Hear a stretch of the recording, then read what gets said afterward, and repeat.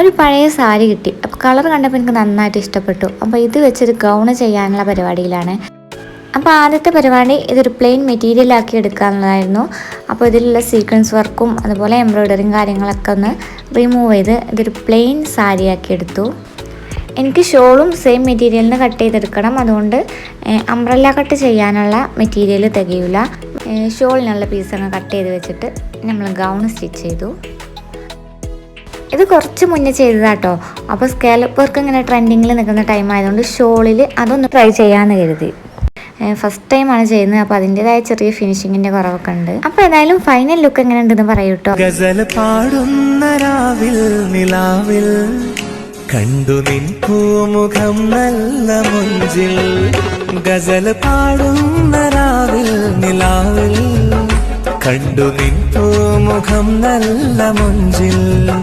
Lal